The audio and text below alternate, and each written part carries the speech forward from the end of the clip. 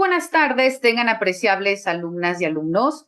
Los saludo con el gusto de siempre la doctora María Catalina y en esta ocasión es un placer para su servidora poder disertar nuestra primer sesión virtual de la materia que lleva por nombre Ética y Lexicología Jurídica.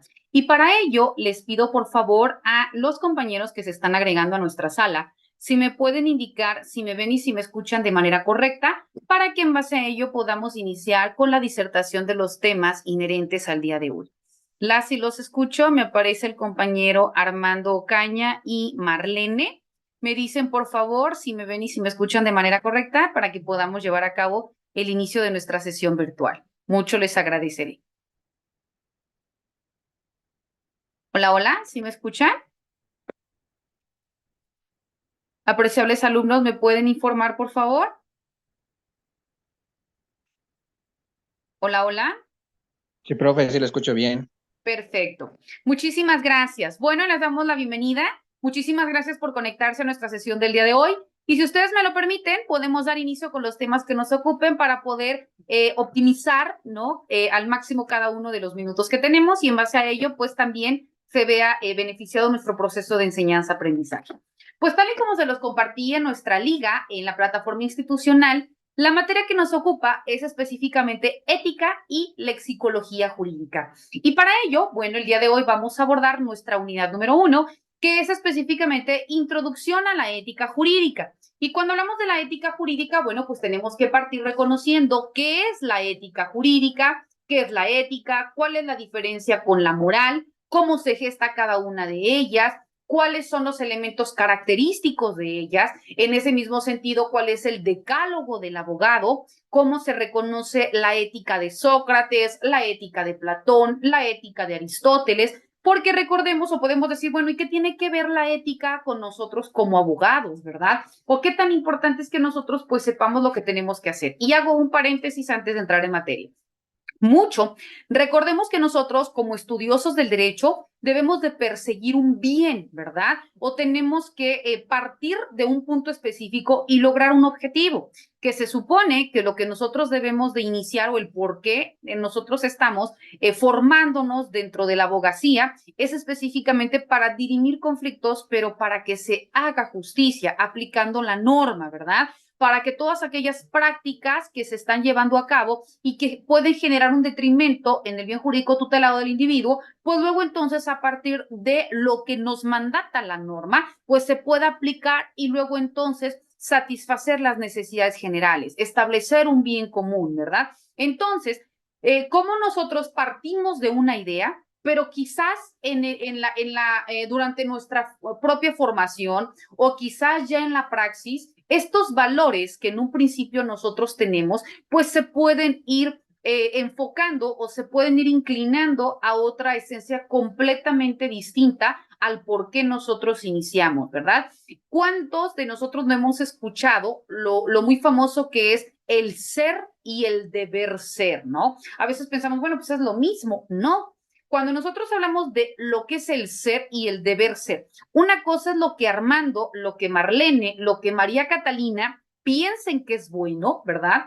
Y otra cosa es eso al momento de que lo materializas, qué tanto es benéfico o perjudicial para terceros, ¿verdad? ¿Cuántas veces nosotros no hemos dicho, pues es que si tú lo realizas, pues a mí me es indistinto, ¿no? A mí no me afecta. Bueno, si no te afecta, no pasa nada. Pero en el supuesto que para ti sea bueno y para los demás no, entonces, ¿cómo el derecho va a operar? ¿Cómo el derecho va a entrar a regular esa conducta? Recordemos, como nos decía don Benito Juárez García, el respeto al derecho ajeno es la paz. Si bien es cierto, todos tenemos derechos, pero tus derechos, el Estado tiene la obligatoriedad de protegerlos hasta en tanto el uso, goce y disfrute de ese derecho no se vea afectado o no vulnere un derecho de tercero, porque en ese sentido, pues entonces entrará la autoridad para conocer y para determinar a quién de los dos se le está vulnerando, ¿no? Ahora bien, dicho esto, vamos a iniciar pues identificando primeramente qué es la ética o por qué es importante que nosotros reconozcamos, ¿no? Porque luego entonces tenemos que ir con la ética jurídica, pero para poder llegar a la ética jurídica primero tenemos que identificar qué es la ética. Cuando nosotros hablamos de la ética, vemos que también algunos autores lo van a conocer como la filosofía moral, ¿no? Ojo, ética, muchos autores o doctrinarios también lo conocen como la filosofía moral. ¿Por qué? Porque es aquella disciplina que se encarga del estudio de la conducta humana. Y ahora recuerdo que ustedes también se conectaron a mi sesión del día de ayer, donde hablábamos de introducción al estudio del derecho, ¿no? Y obviamente, si hablamos del derecho, pues son ramas o son específicamente información que se va complementando porque estamos hablando de la misma esencia que es el derecho, ¿no? Entonces, aquí nos dice, repito, que la ética, o también conocida como la filosofía de la moral, es aquella que se encarga del estudio de la conducta humana o del comportamiento humano. Entonces, vuelvo a lo mismo, lo que tú hagas o lo que tú dejes de hacer va a generar un resultado. Este resultado puede ser positivo o puede ser negativo. Por ello nos dice, una cosa es el ser y otra cosa es el deber ser. Si tú realizas lo que María Catalina quiere, ejemplo, si yo realizo lo que quiero, pues yo puedo decir es que eso es bueno porque yo lo estoy haciendo.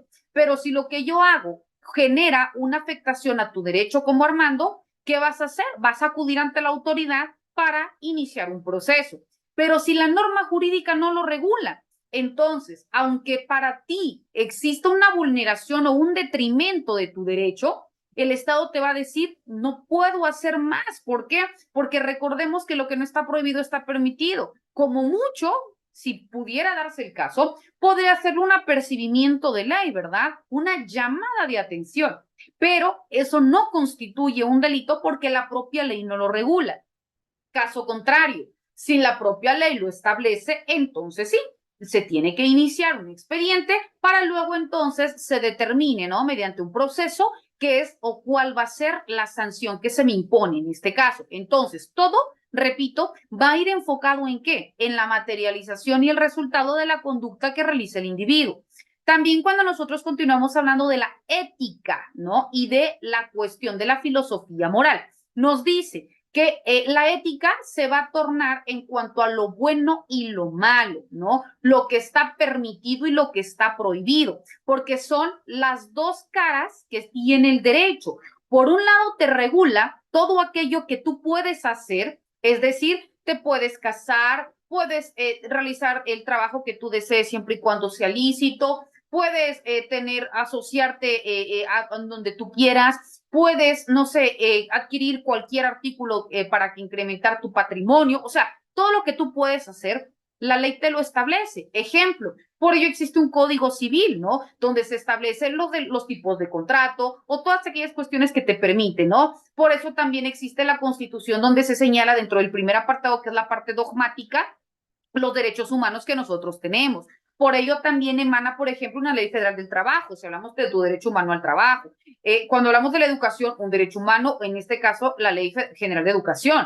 Cuando nosotros hablamos, se me ocurre, ¿no? Que si estoy específicamente tocando lo que es permitido, pues entonces yo me quiero asociar con con dos o más personas, pues entonces existe la Ley General de Sociedades Mercantiles. Cada una de las cuestiones que tú quieras se va a encontrar regulada específicamente en un instrumento jurídico que es tu Constitución y a la par va a tener una ley supletoria. Pero esto, repito, hablando de lo bueno, porque estamos hablando de ética, lo bueno y lo malo, ¿no? Las dos vertientes lo regula el derecho.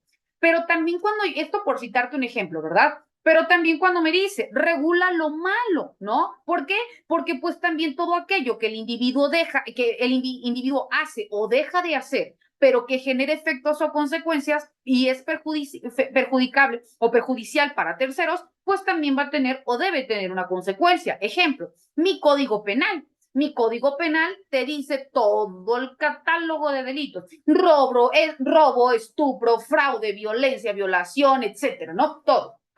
Pero también aquí te indica cuáles van a ser las circunstancias o en su defecto si existen leyes que también se van a complementar. Por ejemplo, si estamos hablando del derecho humano que tú tienes una libertad sexual y te indico, ¿no? Que existe algún tipo de violencia sexual, pues también aquí puede existir una ley general de acceso de las mujeres a una vida libre de violencia. Si estamos hablando específicamente de algo que va a lesionar a mi derecho como mujer, ¿no? Y lo mismo si hay para el hombre, ¿verdad? Entonces, aquí te está diciendo que así como hay cuestiones que regulan lo que puedes, también van a haber artículos y van a haber instrumentos jurídicos normativos que van a regular todo aquello que tú no debes hacer y pese a eso lo haces y genera una consecuencia. Por ello, vemos pues que la ética va a regirse en torno, repito, a lo bueno y lo malo, ¿verdad? A lo que es correcto o incorrecto, lo que se conoce o lo que se traduce como el ser y el deber ser.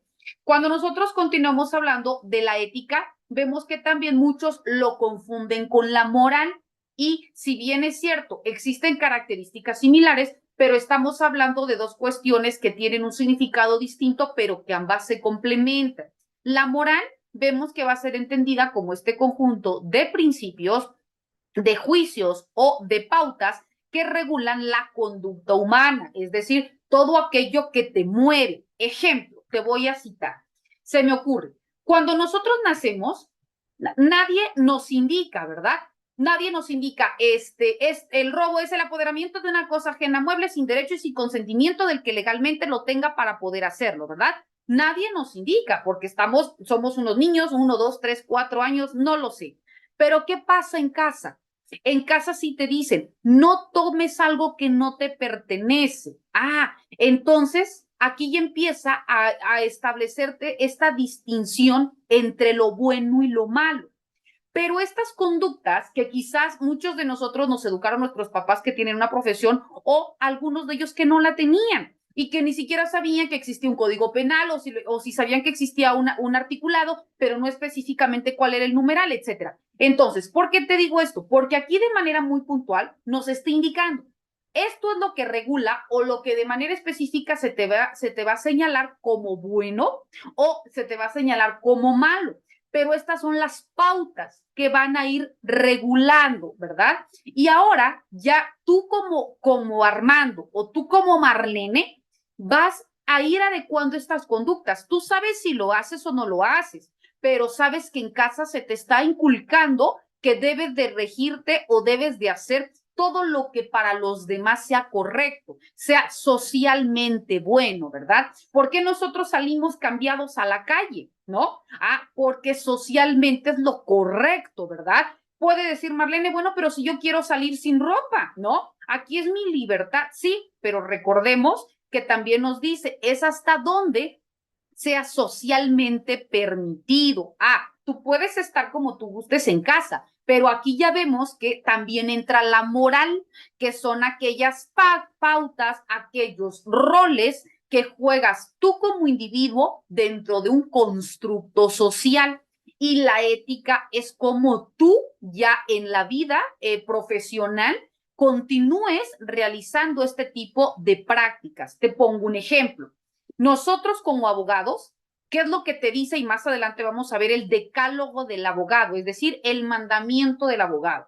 Te dice, en otras palabras, tú tienes que ser del todo certero con tu cliente, ¿no? ¿Cuántos hemos escuchado? Pues, ¿qué resuelves? ¿No? ¿En qué materia? Civil, penal, laboral, mercantil, constitucional, etcétera. Sí, pero existe una especialización, ¿verdad? Por ejemplo, tu servidora. Yo tengo la licenciatura en Derecho, tengo la maestría en Derecho Penal y tengo el doctorado en Derecho. Entonces existe, si bien es cierto, conocemos de todas las ramas del derecho, pero también existe una especialización, ¿verdad? Entonces, si llega mi cliente y me somete un asunto, entonces aquí dentro del decálogo del abogado, ¿qué te dice?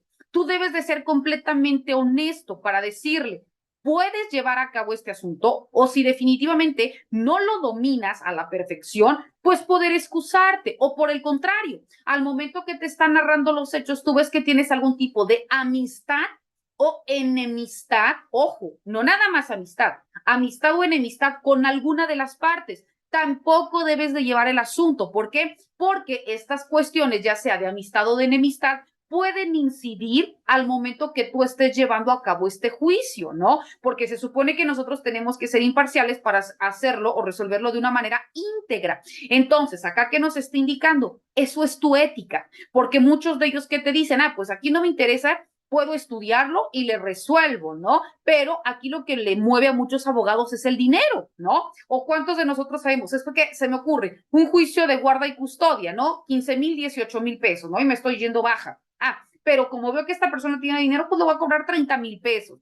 Aquí no estamos hablando de una ética, porque tu ética te dice, sin importar la posición económica, tú debes de tener una cuestión por concepto de honorarios y cuál va a ser en ese mismo sentido el rango que vas a tener para todos por igual. Si no, entonces no estás siendo congruente con lo que es María Catalina y luego entonces con lo que tú externas en tu ejercicio profesional. Vemos cómo se van complementando la moral, lo que me dice cómo Catalina debe actuar dentro de una sociedad, y mi ética, cómo yo voy a actuar dentro del ejercicio profesional, ¿no? O por el contrario, se supone que cuando nuestro cliente viene y nos comenta el asunto, la ética profesional se dice, con independencia de que al final yo le lleve o no el asunto, yo no tengo por qué estar ventilando lo que mi representado me está indicando, ¿no? ¿Verdad? Entonces, eso también es parte de mi ética como abogado, cómo me conduzco dentro de toda mi colectividad. Entonces vemos cómo existe una línea sumamente delgada y por eso es tan importante la materia, porque no únicamente se lleva en licenciatura. Cuando ustedes estudian una maestría en la rama del derecho que quieran o estudien un doctorado, también van a volver a llevar ética y lexicología jurídica y se preguntarán el por qué. Porque desafortunadamente nuestra profesión está tan corrompida que por ello muchos nos dicen que los abogados somos ladrones con título. ¿Por qué? Porque por cualquier circunstancia nosotros o muchos de los abogados han malbaratado la profesión o por el contrario, existen prácticas abusivas en que nada más te piden un recurso para agilizarlo o para esto, para el otro, pero al fin y al cabo no te resuelven el asunto. Entonces, ¿dónde está la ética que tú tienes como abogado y qué es luego entonces lo que te va a regir dentro de una vida en sociedad, ¿verdad? Ahora bien, regresando, cuando nosotros continuamos hablando pues de la moral, decía que es este conjunto de principios, este conjunto de pautas o este conjunto también de juicios que van a regular el comportamiento o la conducta humana. Por eso se dice que la moral es la que emana de ti como persona y la ética es cómo la pones en práctica dentro de un ejercicio como tal, ¿no? Por ello también cuando hablábamos de la ética decíamos que es esta disciplina que estudia ya la conducta humana, es decir, se enfoca dentro del análisis mismo de los elementos que van a detonar la materialización de la conducta. Por tanto, también vemos que cuando hablamos de la ética, esta presenta o se divide en tres ramas principales. ¿Cuáles son estas? Existe lo que se le conoce como la metaética, existe lo que se le conoce como la ética normativa y la tercera que se le conoce como una ética aplicada.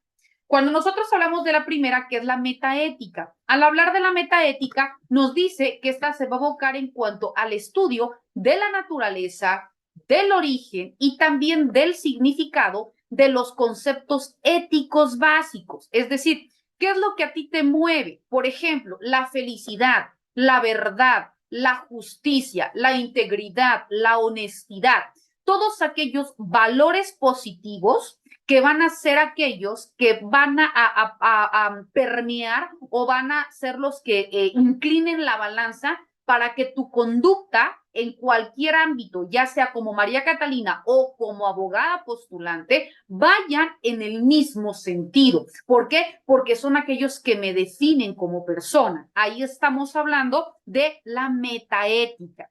Ahora bien, cuando hablamos del segundo, que es la ética normativa, al hablar de la ética normativa, nos dice que esta va a ser aquella que se encargue del estudio, pero también de la interpretación de todos aquellos principios que van a regir los sistemas que regulan la conducta humana. Ejemplo, ética normativa.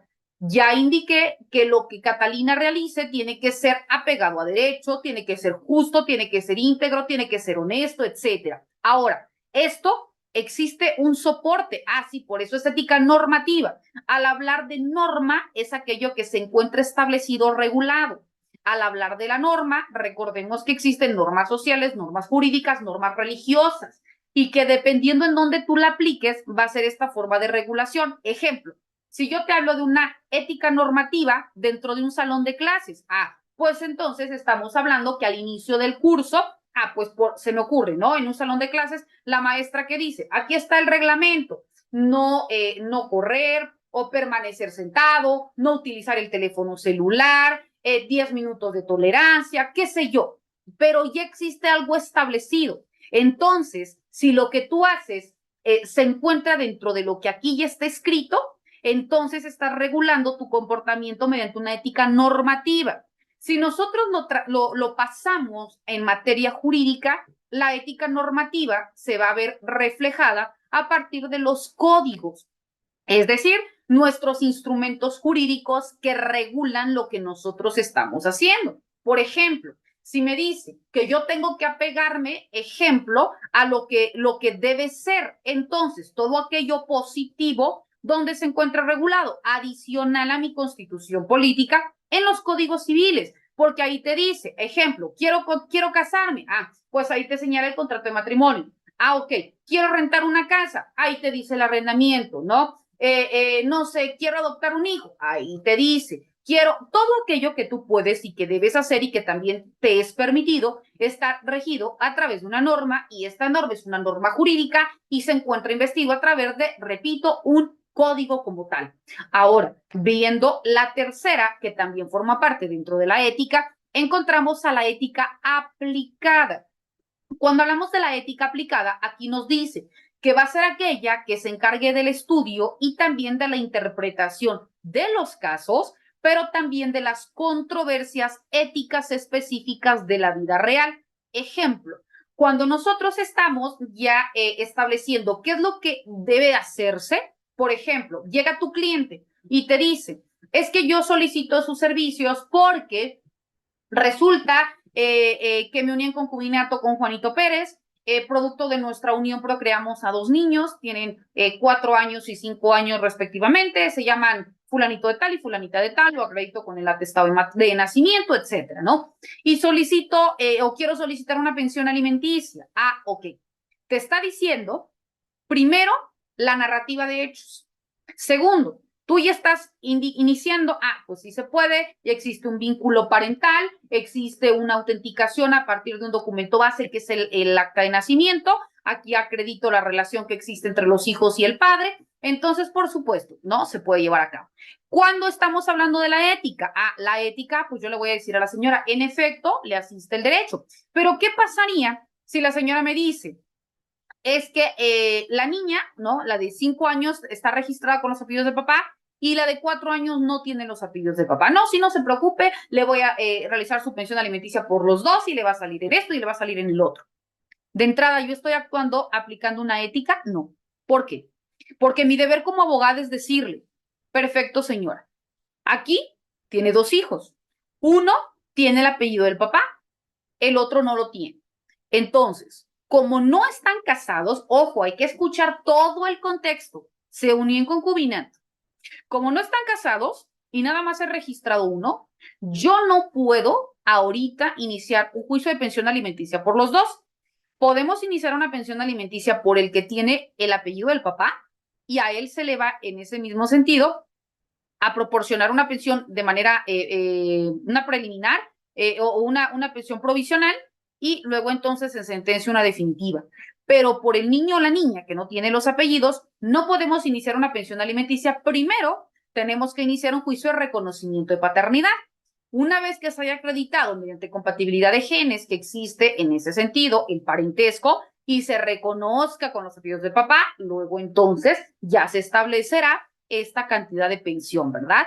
Pero no por querer ganar o por querer vender una falsa idea a la señora o porque ella llegó pidiendo eso, le voy a decir que se puede, aunque sé que la misma ley me dice que no es posible, porque por eso existen este tipo de juicios que se tienen que realizar para luego entonces poder iniciar lo que conforme a derecho corresponde. Entonces, aquí mi ética es darle una información clara, qué es lo que se puede hacer jurídicamente hablando y lo que se debe hacer, qué consiste cada uno de estos casos y cuáles van a ser mis honorarios, ¿verdad? Ya para que la señora determine, lo quiero realizar, no lo quiero realizar, estoy conforme, etcétera, ¿no? Entonces, ahí estoy actuando con ética. ¿Por qué? Porque estoy aplicando primeramente lo que dice la norma jurídica, cuándo se puede proceder y cuándo no, o en qué caso se tiene que hacer determinadas circunstancias.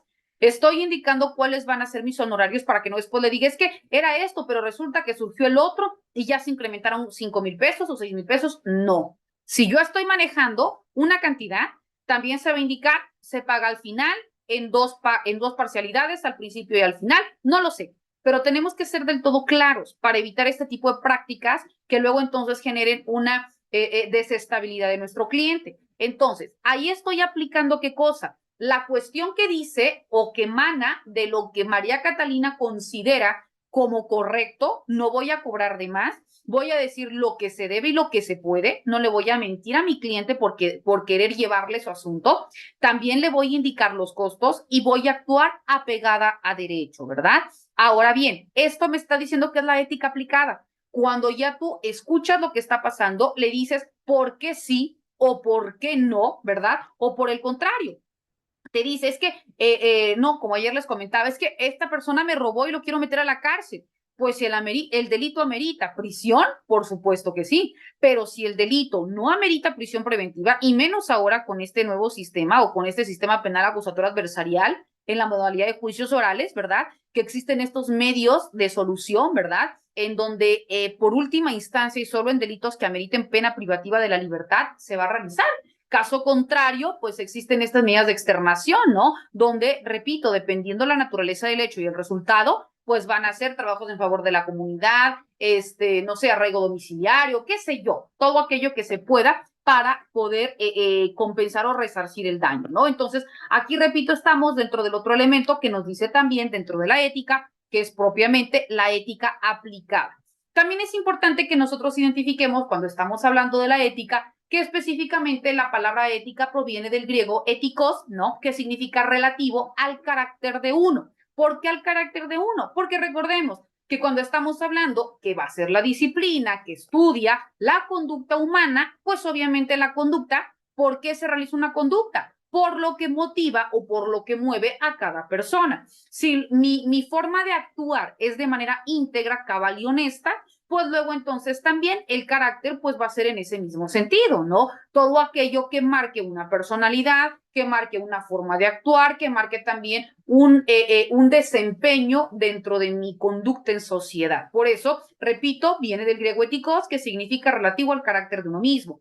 Vemos que también la palabra ética tiene su raíz en la palabra etos, y que luego entonces, repito, va a emanar del vocablo carácter, ¿verdad? Y que el carácter va de la mano con la costumbre. Y podemos decir, bueno, pero si son dos cuestiones completamente distintas. No, porque si ustedes recuerdan, hace rato también les decía que tiene relación con la moral, que no es lo mismo, pero van de la mano. ¿Y por qué de la moral hablamos de la costumbre? Porque va a ser todo aquello que sin saber nosotros que estaba regulado a través de un documento, se nos inicia diciendo o se nos explica desde casa, ¿no? Desde nuestros orígenes. ¿Qué es lo que debes hacer y qué es lo que no debes hacer? No debes robar, no debes golpear, no debes mentir, ¿no? Entonces ya se nos va indicando cómo debemos de ser en una vida futura, ¿verdad? Para que luego entonces estas cuestiones que nos enseñan en casa se vayan perfeccionando, no por el contrario, desvirtuando, no, se vayan perfeccionando, se vayan mejorando dentro de tu actividad diaria en los diferentes roles que tú juegues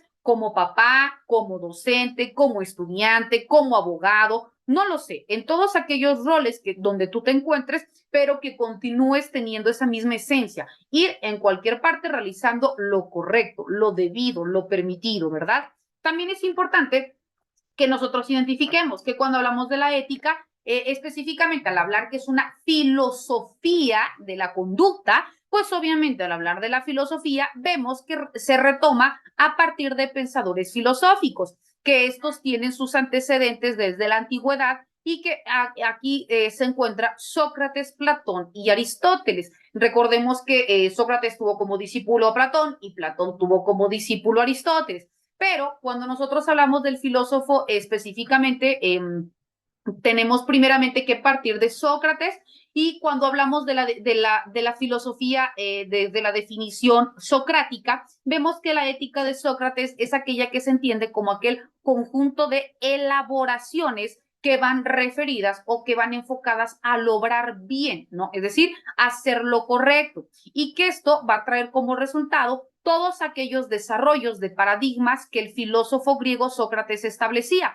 Por ello, partía de la condición para poder hablar, para poder obrar como una forma de que existe un desarrollo social. Y dentro de este desarrollo social veía el desarrollo como una virtud, como aquello que únicamente podían tener determinadas personas, ¿no? Porque todos sabemos que debemos hacer lo correcto, pero ¿cuántos de nosotros realmente lo hacemos, verdad? ¿Cuántos de nosotros, por ejemplo, se me ocurre, vamos al súper y sabemos que vamos a gastar 500 pesos, ¿no? Porque ya fuimos haciendo cuentas, pero quizás a la cajera se le pasó y no cobró una cosa y me cobró 400 pesos, ¿no? Entonces yo puedo decir, ay, qué bueno, ya me ahorré 100 pesos, ¿verdad? Y todavía me traigo otro artículo. Pero ¿cuántos de nosotros también tenemos ese valor de decir, no, usted no me cobró este artículo y aquí está, se lo voy a pagar, ¿verdad? Entonces, aquí repito, por eso nos decía Sócrates, que al hablar de la ética es esta forma de evolucionar o de entrar dentro de un constructo social, pero que este desarrollo de lo correcto, del obrar correcto, únicamente es considerado como algo de virtud, que únicamente va a ir para algunas personas. También cuando Sócrates hace referencia a su ética, ¿no? Que se le conoce como ética socrática, también indica que es importante señalar la dificultad de carácter histórico-filosófico. ¿Por qué? Porque nos dice que dentro de este elemento es importante conocer el pensamiento. ¿Por qué? Porque la principal fuente de la cual puede acercarse la filosofía es específicamente lo que tú como individuo piensas y luego entonces lo materializas. Si Sócrates nos dice, si nos centramos a identificar lo que el hombre de manera individual piensa, cree, siente, luego entonces esto va a ser lo que externe o materialice, porque todo lo que el hombre haga primero emana del psique, de lo que tú creas y luego entonces lo externe. Y si nosotros lo plasmamos esto en relación al derecho, vemos que es específicamente lo que nos dice la norma, ¿no? Ayer decíamos que el primer elemento del delito es la conducta, pero la conducta es lo que tú haces o dejas de hacer. Pero para que tú lo materialices o no lo materialices, primero lo piensas, ¿verdad? Te pongo un ejemplo, ¿no? Si tú quieres golpear a alguien, no de la nada vas a llegar y le vas a, ahorita se me ocurrió, pum, te pego. No, ya lo pensaste y luego entonces lo externas, ¿verdad? Entonces primero lo piensas y luego lo materializas. Caso contrario, ¿no? Nosotros estamos estudiando o ustedes están estudiando para formarse como abogados. Se me ocurre, van caminando en la calle y se encuentra una persona que está convulsionando. Quizás nosotros, o al menos yo, por ejemplo, no lo sé, no sé dar primeros auxilios, ¿verdad? Entonces puedo decir, bueno, pues como yo no soy doctora, no soy enfermera, no sé dar primeros auxilios, ahí me voy, ¿no? No sé si la persona se va a morir, no se va a morir, pero pues yo no tengo nada que ver, yo no la ahogué, yo no le estoy haciendo nada, me voy, ¿no? Y pienso que la ley pues no me va a sancionar, ¿no? Al contrario, si esa persona se muere, tú también actúas por omisión, es decir, por dejar de hacer algo. En efecto, no te va a decir el Estado por qué no sabes darle un RCP, ¿no? Una respiración, pero bien pudiste hacer una llamada y marcar una ambulancia, o pudiste haber llamado, no sé, algún número de emergencia y pedir auxilio. Entonces, si pese a ello no llegaron a tiempo, la persona se muere, etcétera, entonces tú te escudas o tienes una justificación porque lo que estaba dentro de tu alcance lo hiciste, ¿no? Pero por circunstancias completamente ajenas, pero hay un resultado. Sin embargo, por el contrario, si tú no hiciste algo que pudiste haber hecho, entonces ahí haces por omitir. Por eso se dice que es por un hacer o por un dejar de hacer. Pero vuelvo al punto de partida que nos dice la ética socrática. Todo emana del pensamiento del individuo. Como al momento que tú identifiques lo que la persona piensa, lo que la persona cree o lo que la persona quiere, luego entonces eso mismo va a ser lo que externe y entonces genere este resultado.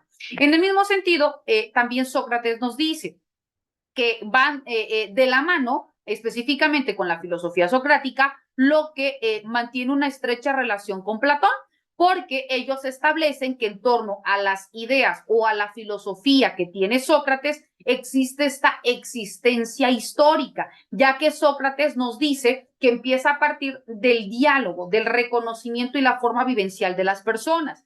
Aquí nos dice que son pautas complejas porque lo que uno quiere lo externa. Pero Platón nos dice, aquí también va acerca del diálogo, porque son estas interpretaciones dispares que se tienen que seguir para llegar a un resultado. Y aquí podemos decir, bueno, es que ya me perdí, ¿no? ¿Cómo voy a saber cuándo me diga algo Sócrates o cuándo me diga algo Platón? Bueno, Platón, vuelvo a repetir, Platón sienta sus bases en la cuestión del diálogo supremo, en poder identificar aquello que puede ser una verdad absoluta, aquello que no nada más yo como Catalina considero como bueno, al hablar de lo que me dice Platón es lo que no nada más para mí es bueno. Al hablar del diálogo es lo que más personas coincidimos en que debe ser lo correcto, ¿verdad? Porque la misma sociedad nos dice, deben de salir con ropa, ¿no? O aunque no te lo diga, lo que hace rato les comentaba. ¿Por qué todos salimos vestidos?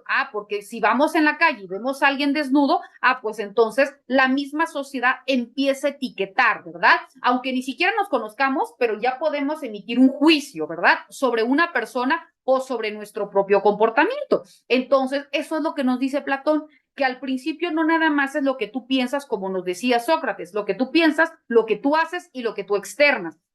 Pero esta forma de validación, dice Platón, yo coincido con que tú lo tienes que pensar y luego entonces lo tienes que hacer, pero ahora yo lo complemento, te dice Platón. Esto no nada más tiene que ser bueno para ti, sino que también tiene que ser en base a un diálogo algo bueno para todos. ¿Por qué? Porque así no nada más va a ser algo verdadero. Aquí nos dice Platón, la verdad, la felicidad, la empatía, porque repito, la ética va de la mano con los valores y los valores sabemos que son cuestiones buenas, ¿verdad? Aquello que sí se debe realizar, el respeto, ¿no? La honestidad, la empatía, etcétera, ¿no? Entonces, aquí por ello nos dice Platón, deben ir de la mano lo que tú piensas, lo que es bueno para ti y lo que es bueno para todos, para que en ese mismo sentido se considere como correcto, ¿no? Bueno, también vemos que otro de los elementos, regresando, que estábamos hablando dentro de la ética o de la historia de la ética y que tiene sus raíces filosóficas y que por tanto se centran dentro de estos pensadores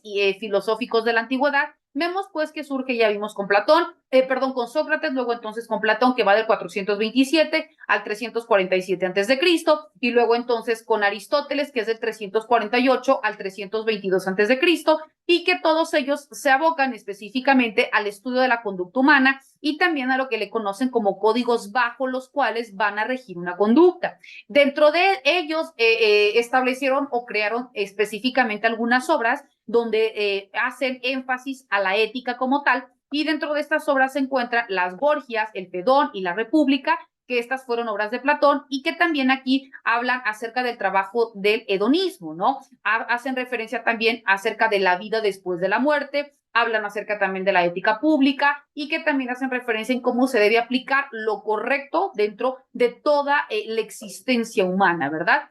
También es importante que cuando nosotros estemos hablando de estas cuestiones históricas o de los orígenes de la ética, también identifiquemos que en la Edad Media la ética también se unió a la búsqueda de la felicidad y por tanto da como resultado lo que nosotros conocemos como los 10 mandamientos, hablando de cuestiones bíblicas, pero también detona dentro de nuestra profesión como abogados que exista el decálogo del abogado. No sé si ustedes ya habían escuchado hablar de él, pero que también nos dice cuáles son los 10 puntos que nosotros debemos de ponderar o nosotros debemos aplicar en nuestro ejercicio práctico o nuestra vida diaria, pero aplicada a nuestra actividad como estudiosos del derecho. Y por tanto, también vemos que toman como elementos o como personajes religiosos a San Agustín de Hipona, y también a Santo Tomás de Aquino, que son aquellos que detonan dentro del justnaturalismo, del justmarxismo, del positivismo, etcétera,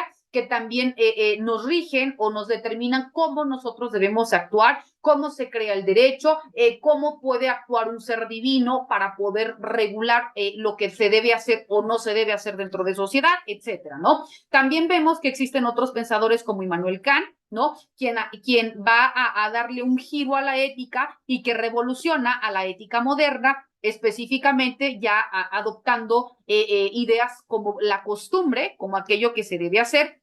También vemos que la ética tiene otras grandes transformaciones, específicamente dentro del siglo XI y dentro del siglo XIX y del siglo XX, específicamente cuando surgen estas grandes guerras y que dan una nueva forma de pensar a la colectividad y que en base a eso también empiezan a cambiar las formas de determinar lo bueno y lo malo, ¿no? Lo que es permitido y lo que es prohibido, y surgen estas nuevas conductas también que van a desencadenar en la regulación de leyes, en la creación también de códigos morales, etcétera, ¿no? Ya que si bien es cierto, por ejemplo, vemos que a partir de 1948 se crea la protección de los derechos humanos mediante la Organización de las Naciones Unidas, que crea la Declaración Universal de los Derechos Humanos, y que luego entonces a partir de la Segunda Guerra Mundial se crean los derechos civiles y políticos y los derechos económicos, sociales y culturales, hablando de todo aquello que debe ser positivo, de que debe ser regulado y que debe ser salvaguardado, ¿no? Entonces, aquí también vemos que más adelante, al nosotros hablar de la ética, pues también es importante detonar que existen diferentes tipos de ética.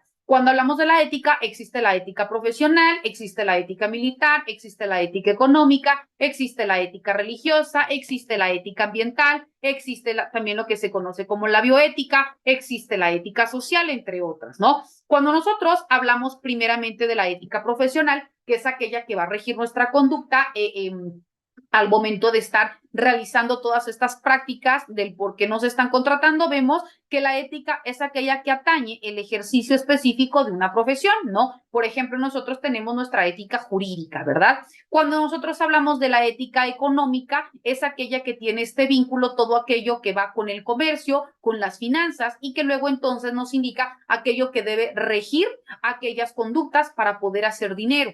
Y también esta ética económica va relacionada con nosotros, específicamente cuando se hace referencia a nuestro cobro por concepto de honorarios, ¿verdad? Que tenemos que regir nuestro hacer de manera proporcional a las actividades, ¿no? Es decir, lo que voy a cobrar va a ir enfocado a lo que yo voy a dar como resultado, ¿verdad? Es en ese mismo sentido. Y específicamente, bueno, cuando nosotros hacemos referencia a la ética jurídica. Hablar de la ética jurídica nos hace referencia a todo este conjunto de principios y todas estas reglas morales que, si bien es cierto, regulan el comportamiento y las relaciones humanas. Sin embargo, también cuando hablamos de la ética jurídica, hace referencia a aquella parte de la ética que hace referencia al cumplimiento de los deberes de justicia y también al recto ejercicio de los derechos, que sienta sus bases sobre los actos jurídicos y que procura su concordancia con la justicia. En otras palabras,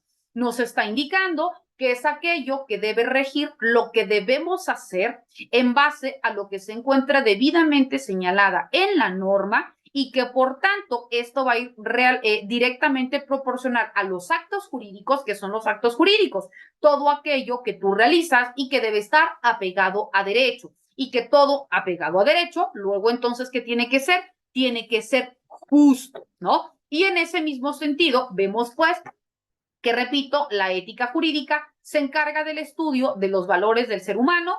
Haciendo un resumen, se encarga de lo bueno y de lo malo, se encarga de la moral y el derecho, y se identifica dentro del ámbito jurídico específicamente acerca de el correcto ejercicio de la profesión, aplicando la norma jurídica y dirimiendo los conflictos sociales. Esto detona también en la creación de un decálogo del abogado. Cuando hablamos del decálogo del abogado, nos dice que son los 10 lineamientos o mandamientos que rigen el actuar de un correcto estudioso del derecho. Y al hablar del estudioso del derecho, no nada más es desde que te estás formando, ¿no? Como estudiante, sino recordemos que el abogado todos los días debe estudiar, ¿no? Porque una máxima jurídica que nos dice, el abogado que no estudia cada día es menos abogado. Imagínense qué tan importante. Repito, el abogado que no estudia cada día es menos abogado.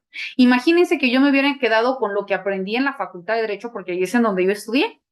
Yo egresé en el 2011. Imagínense ustedes. ¿Cuántos años tiene de eso?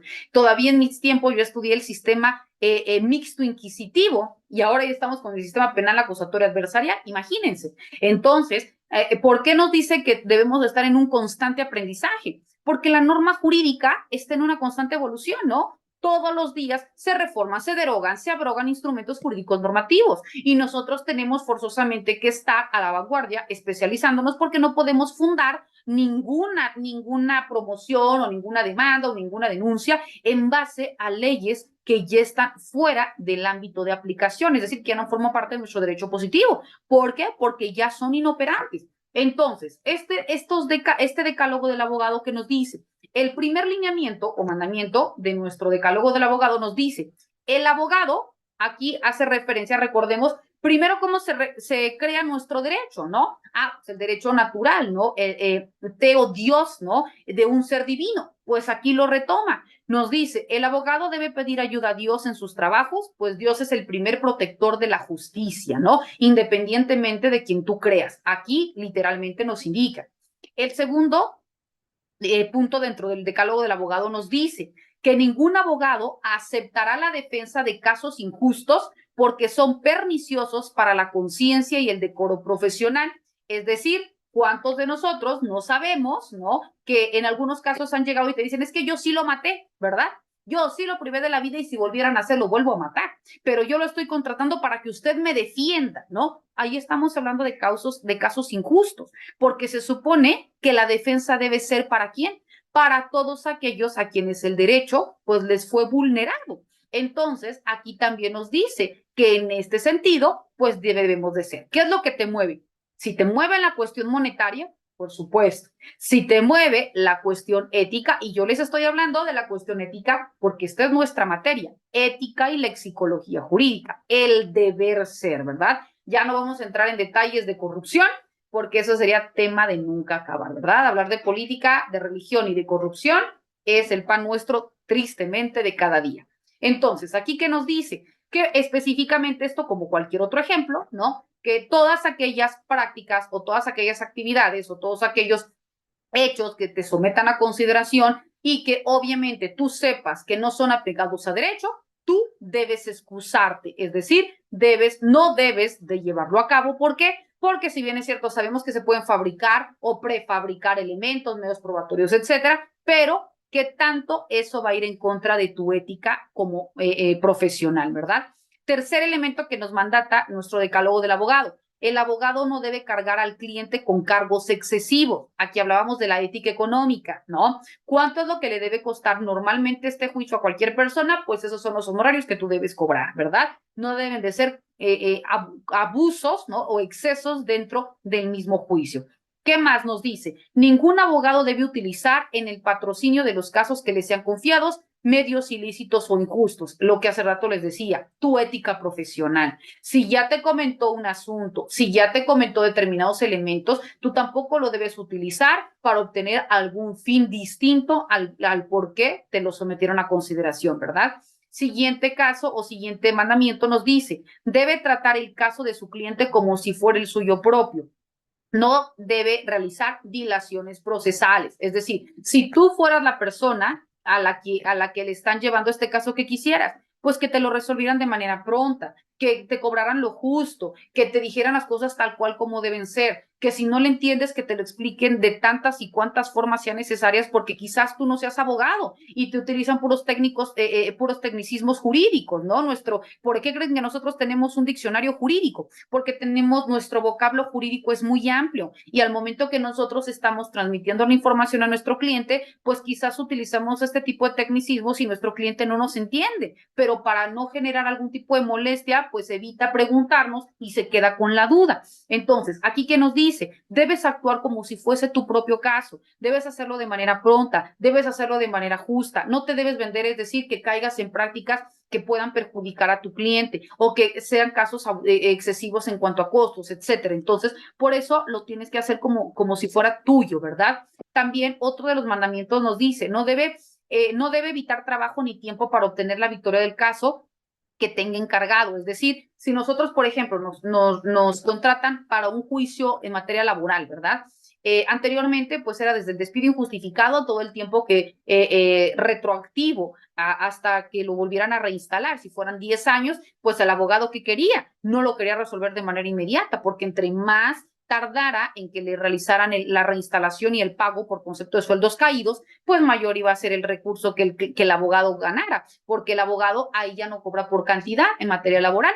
En materia laboral se cobra por porcentaje. No es lo mismo que yo te cobre el 30% de 5,000 pesos a que te cobre el 30% de 50,000 pesos, ¿verdad? Entonces, entre más tardar el juicio, pues mayor iba a ser mi sueldo. Entonces, aquí, ¿qué nos dice? Este mandamiento nos indica que no debes realizar prácticas que retrasen o lo que se conoce jurídicamente hablando como dilaciones procesales para obtener algún tipo de ventaja en relación al caso mismo, ¿verdad? El siguiente decálogo nos dice, el mandamiento del decálogo nos dice, ningún abogado debe aceptar más causas de las que el tiempo disponible lo permita. A veces porque tienes, afortunadamente, pues muchos clientes, tienes, no sé, N cantidad de juicios, pero tú sabes que no vas a poder tener el tiempo para poder resolverlo, para dedicarle a cada uno de estos casos. Entonces, ¿qué te dice? Únicamente debes aceptar todos aquellos que tu tiempo les sea permitido. ¿Por qué? Porque si regresamos al otro mandamiento que nos dice, haz el caso como si fuera tuyo y que quisieras que le dedicaran el tiempo porque por eso les estás cobrando,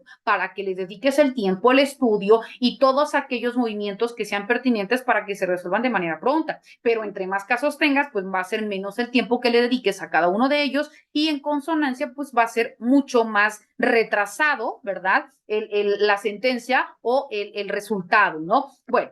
Hasta ahí apreciables, me quedo hasta ahí apreciables alumnos dentro del punto número 6 de nuestro decálogo del abogado. Vamos a culminar el día de hoy esto porque nuestra plataforma ya nos está indicando que en cualquier momento lo va a cerrar, pero no me gustaría culminar sin antes que ustedes me dijeran si hasta aquí les va quedando claro, si existe alguna duda, algún comentario, alguna participación. Les cedo el uso de la voz a alguno de ustedes si desea participar. Y si no, entonces ya para dar por culminada nuestra sesión del día de hoy. Los escucho, por favor. Adelante. Ninguna duda, profe, todo bien. Perfecto. Muchas gracias, Armando. Marlene, ¿algo que desees abonar a nuestra clase?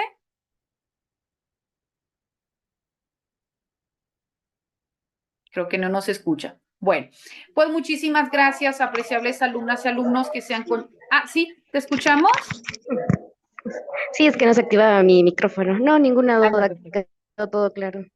Perfecto. Bueno, apreciables alumnas y alumnos, agradezco enormemente que se hayan conectado a nuestra sesión del día de hoy. Recordar que esta sesión ha sido grabada para que yo se las pueda compartir en el momento que a su servidora le regrese en la liga, para que si ustedes lo deseen pueden volver a validar el contenido y con ello continúe fortaleciendo su proceso de enseñanza-aprendizaje. Repito, cualquier duda o comentario, con muchísimo gusto estoy para servirles, ya sea a través de nuestro foro, a través de nuestro grupo de WhatsApp o en